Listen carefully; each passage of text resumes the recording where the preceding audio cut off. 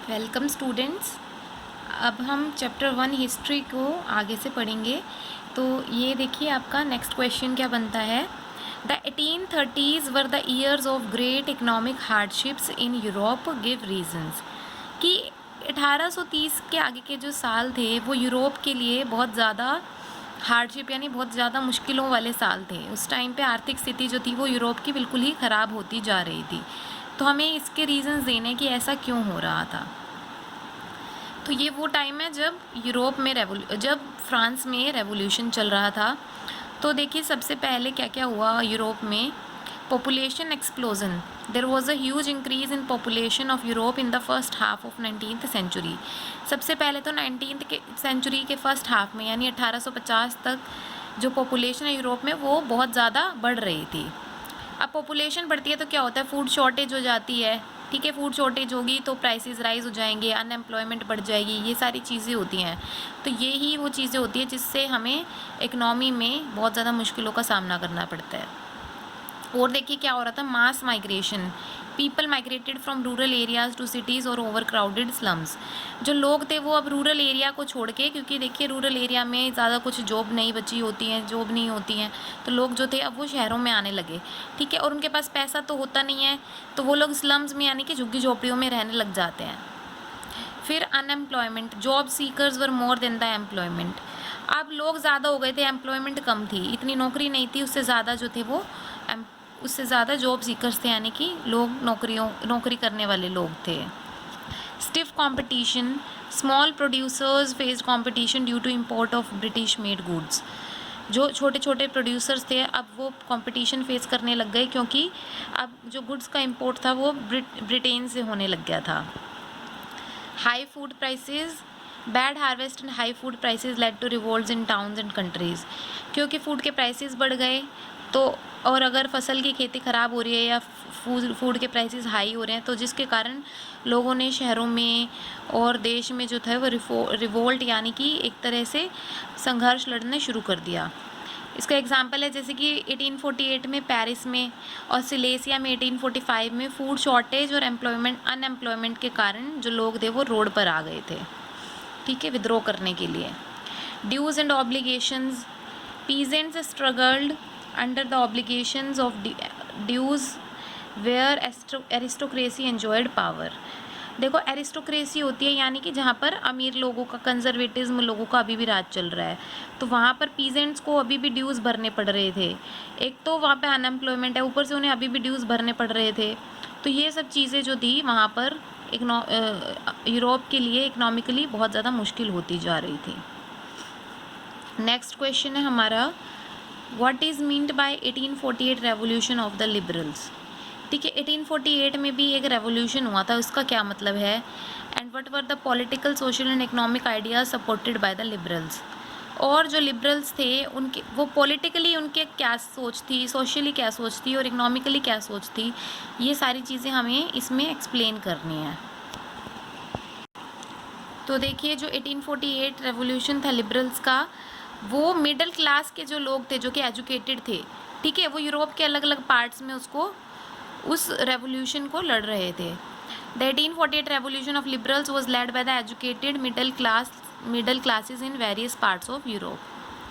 अब जैसे एग्जाम्पल देंगे हम, जैसे कि एग्जाम्पल हो गया फ्रांस का। ठीक है, with the resignation of monarch a universal male suffrage was granted and France became republic. तो फ्रांस में क्या हुआ था, देखिए जहाँ आपको 9th क्लास में याद होगा तो सबसे पहले वहाँ मोनार्की थी। ठीक है, फिर वहाँ रेवोल्यूशन हुआ तो वहाँ पर नेशनल असेंबली आ गई, तो वहाँ कॉन्स्टिट्यूशनल मोनार्की हो गई। फिर से वहाँ रेवोल्यूशन हुआ, ठीक है, तो फिर से रेवोल्यूशन होके वहाँ पर वो देश रिपब्लिक हो गया था इस टाइम पर, और मोनार्क को हटा दिया गया था। तो फ्रांस में मोनार्क ने अपना जैसे रेजिग्नेशन दिया तो फ्रांस जो था वो रिपब्लिक बन गया था, और वहाँ के लोगों को जो था सफरेज राइट मिल गया था, यानी कि सफरेज होता है राइट टू वोट। तो वहाँ के लोगों को, वहाँ के सिर्फ मेल पीपल्स को राइट टू वोट जो था अब वो दे दिया गया था। अगर जर्मनी की बात करें, Germany, Italy, Poland, Austria Hungary, यहाँ पे क्या था, the liberal nationalist demanded constitution and national unification. जैसे ही फ्रांस में ये रेवोल्यूशन फैल रहा था तो फ्रांस से होते हुए दूसरे देशों में जैसे कि Germany, Italy, Poland, Austria Hungary, यहाँ पर भी क्या था, यहाँ पे भी जो लिबरल नेशनलिस्ट थे यानी कि जो लिबर्टी चाहते थे, जो नेशनलिज्म चाहते थे, उन लोगों ने डिमांड की कि हमारे देशों में भी कॉन्स्टिट्यूशन होना चाहिए और हमारा भी देश में नेशनल यूनिफिकेशन होनी चाहिए, यानी कि नेशनलिज्म आ जाना चाहिए, यहाँ पर भी राष्ट्रवाद होना चाहिए और ये एक राष्ट्र घोषित कर देने चाहिए। The liberal nationalist came to vote for an all German national assembly in Frankfurt parliament. देखिए जैसे कि एक और एग्जांपल दिया गया है कि क्या हुआ था, जो लिबरल नेशनलिस्ट थे ना, इन्होंने क्या किया था, इन्होंने एक नेशनल असेंबली बना ली थी अपनी। अब यहाँ पर नेशनल असेंबली की बात हो रही है जर्मनी की, ठीक है। जर्मनी में इन्होंने एक नेशनल असेंबली बना ली थी और वहाँ के पार्लियामेंट का नाम था Frankfurt parliament, where a constitution was drafted and headed by monarchy.